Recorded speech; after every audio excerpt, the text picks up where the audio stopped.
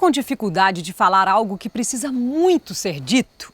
Engasgado com uma situação que aconteceu e você não consegue pôr para fora? Então eu vou tentar te ajudar.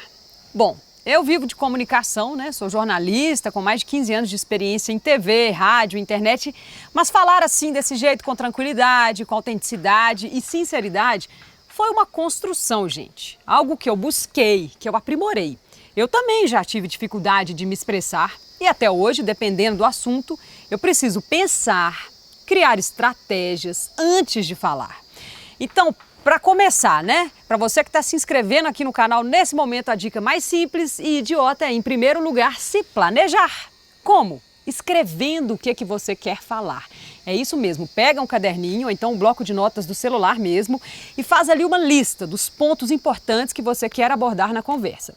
Depois, você vai ensaiar como dizer aquilo, porque é muito importante pensar na maneira que você vai dizer. Não adianta nada chegar todo armado, né, discutindo, acusando o outro, isso não vai levar a nada, a não ser a briga. Então você imagina que a pessoa está na sua frente também depois, e aí você diga, né, ô fulano, é isso e aquilo e tal, vai dizendo mesmo e prestando atenção no mais importante dessa história toda, né, que é falar de você mesmo e não do outro. Essa é uma das técnicas da comunicação não violenta. Ao invés de acusar a pessoa, você vai expor os seus sentimentos, a sua visão. Isso te dá muito mais chance de receber uma resposta positiva à sua solicitação ou à sua reclamação. Deixa eu dar um exemplo, né, para vocês entenderem melhor. Ó, vamos supor, um marido, né, chega em casa cansado, depois do dia inteiro de trabalho, onde ele passou ali aquele dia conversando com clientes. Tudo que ele quer é esvaziar a cabeça, ficar um pouco em silêncio. Só que aí ele chega e a esposa, que ficou aguardando ali ansiosamente ele para o jantar, preparou, né, uma comida com dedicação, encontra com ele toda falante, contando 1000 casos. Aí o cara pode reagir assim: nossa senhora, pelo amor de Deus, você me estressa demais, falando desse jeito na minha cabeça, acabei de chegar, me dá um tempo. Ou ele poderia pensar antes e dizer com jeito, né? Olha, eu tô vendo, fulana, que você tá cheia de novidades para contar, com saudade, eu também tô, mas eu gostaria de pedir, assim, para você esperar 30 minutinhos. É um tempo para eu esvaziar minha cabeça, né, da falação que eu ouvi o dia inteiro, ficar um pouco quieto. Depois, com mais calma, a gente conversa, pode ser? Olha só como é que subiu o nível da conversa, né?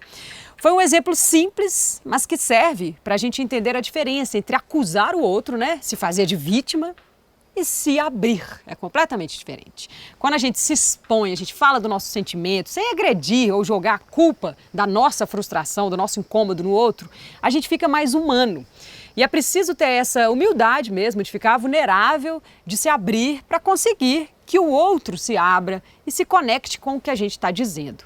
As palavras, gente, são muito poderosas. Use palavras adequadas ao falar e escute o outro também, né? Claro, de preferência sem interromper. Esteja aberto para entender um ponto de vista diferente do seu. Nenhuma verdade é absoluta. Olha, eu sei que é difícil, mas respira.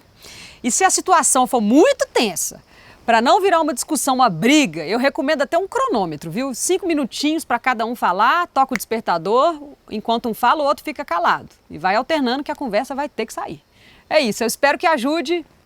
Beijo, meu pessoal!